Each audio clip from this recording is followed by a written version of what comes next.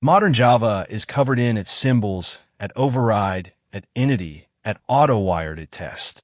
They look like comments, but they're not. Comments are ignored. These do things. They're annotations, metadata, data about your code that tools and frameworks read and act on.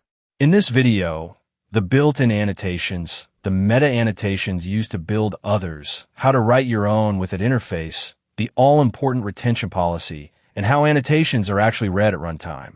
This ties together everything. It's how Spring and JUnit know what to do. Let's go. An annotation attaches metadata to a program element, a class, method, field, parameter, and so on. Some are markers with no data, like at override. Others carry elements, key value pairs, like at request mapping with a value and a method. The crucial mental model.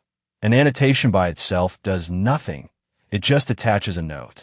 Something else, the compiler, a framework, or an annotation processor, has to read that note and act on it. The annotation is the sticky note. The framework is who reads it. Follow one annotation's journey step by step. Step 1. You write it timed on a method. Step 2. Retention decides how far it travels. Source dies at compile time. Class stops inside the bytecode. Runtime survives into the running JVM. Step 3. A reader acts on it, the compiler, an annotation processor, or reflection. Step 4. Behavior happens, the timing, the injection, the test run. And remember, with no reader, an annotation does nothing at all. Java ships several built-in annotations you should know. At override tells the compiler you intend to override a method, and it verifies that catching a mistyped signature at compile time. At deprecated flags, something is obsolete, so callers get a warning. At suppress warnings, silences specific warnings you've consciously accepted. At functional interface, enforces the single abstract method rule we saw with lambdas. And at safe varargs asserts a generic varargs method is safe. These are the everyday ones, all read by the compiler. To build your own annotation, you use meta-annotations, annotations that annotate annotations. The two that matter most. At retention says how long the annotation lives, and at target says where it's allowed to be placed, a type, a method, a field, a parameter. There's also at documented, which includes it in the Java doc, and at inherited, which lets subclasses inherit a class-level annotation. Retention and target are the ones you'll set on almost every custom annotation. So let's zoom in on retention. Retention is the setting that trips people up, and it decides everything. Source retention means the annotation is used at compile time, then thrown away, like at override. Class retention. The default keeps in the .class file, but it's not available at runtime. And runtime retention keeps it available at runtime, so it can be read via reflection. That last one is critical. If you're writing an annotation that a framework will read while the app runs, like Spring or JUnit do, it must be runtime retention or reflection can't see it, and it silently does nothing. This is a classic bug when people write custom annotations. You define a custom annotation with that interface. Its elements look like methods, and they can have defaults. Here timed is retention runtime, targets methods, and has one element.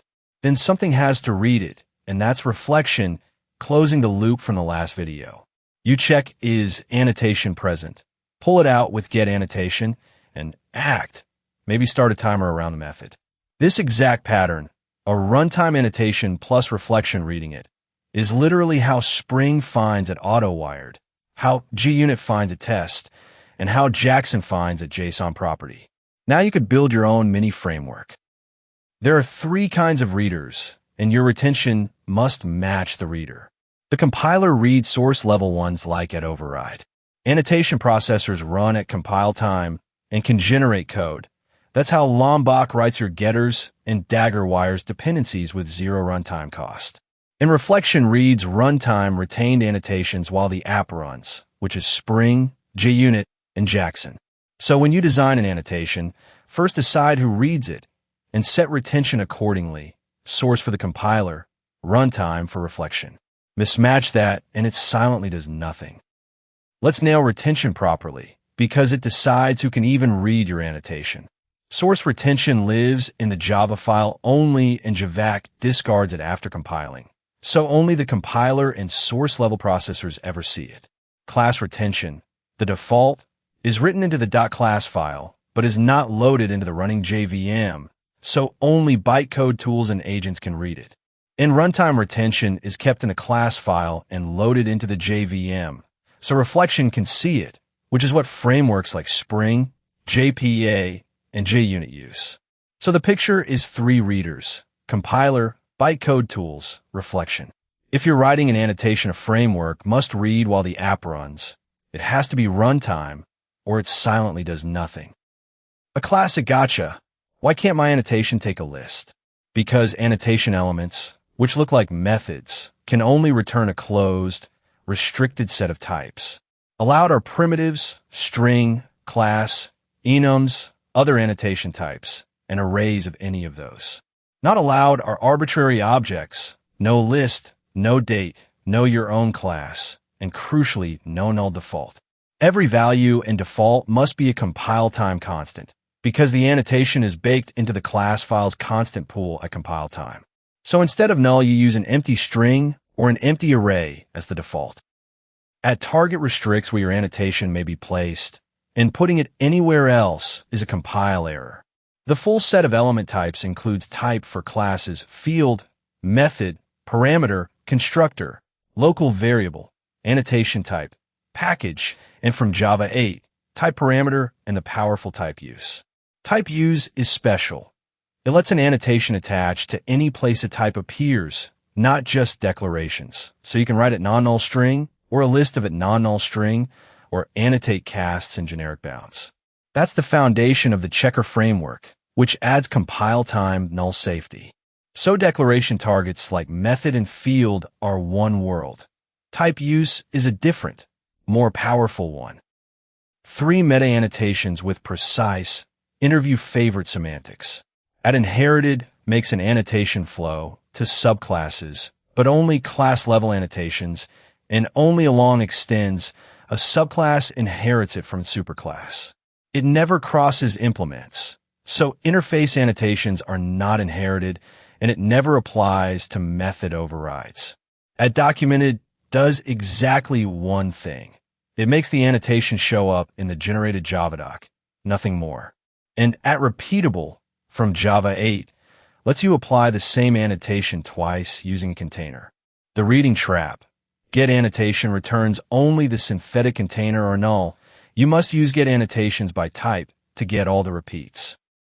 So how do Spring and JPA actually use annotations?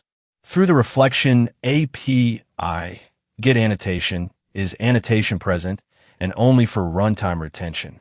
Spring scans your beans at startup, finds annotations like at auto-wired and at transactional by reflection, then wraps the bean in a dynamic proxy, a JDK proxy, or a CGL IB subclass. That proxy intercepts each call.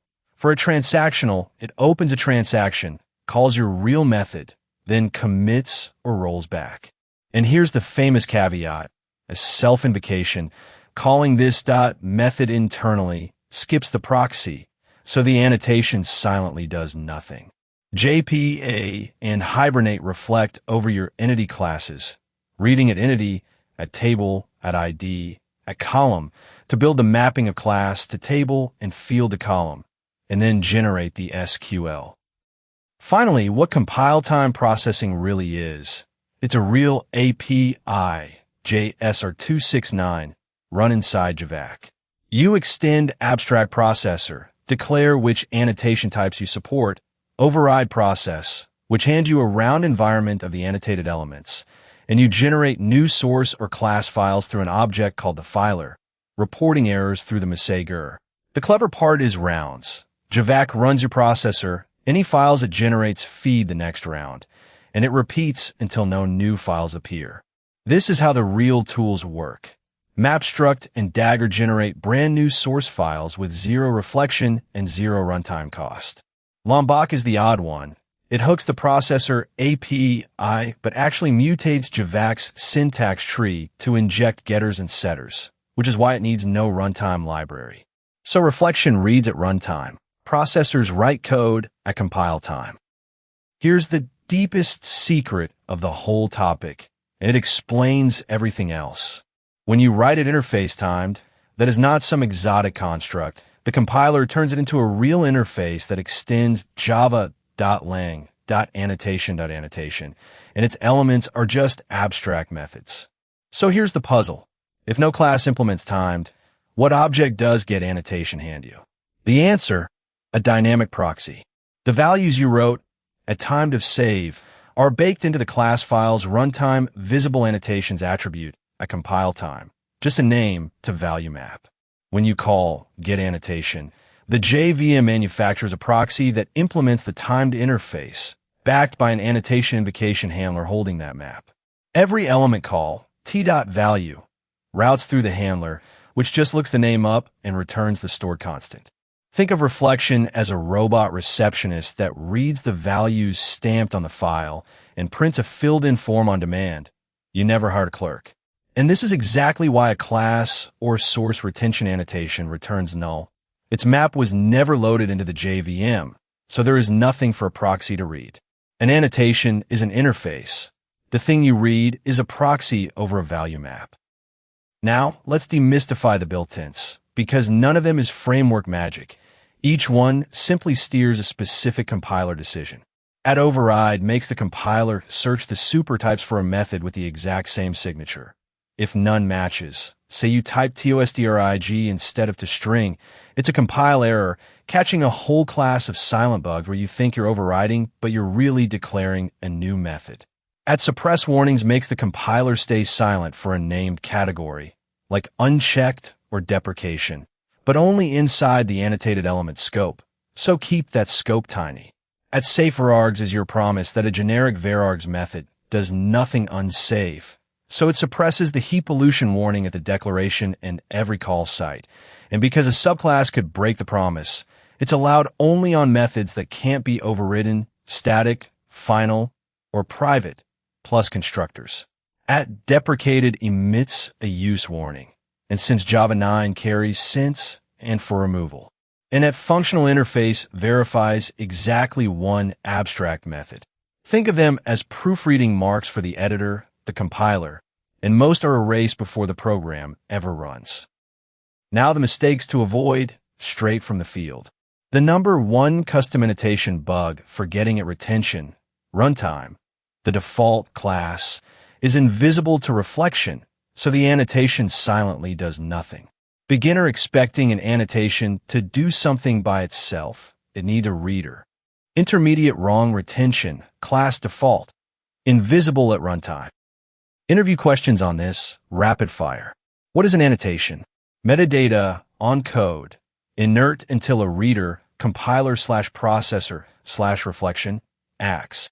Retention policies? Source/class default/runtime. Only runtime is reflection visible. How do frameworks use them?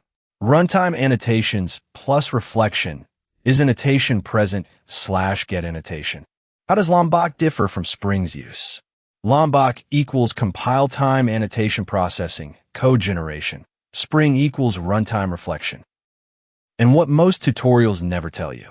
Annotation processors generate code at compile time. That's why Lombok has zero runtime cost, while Spring pays reflection cost at startup. Repeatable annotations at repeatable let you apply the same annotation multiple times, Java 8+.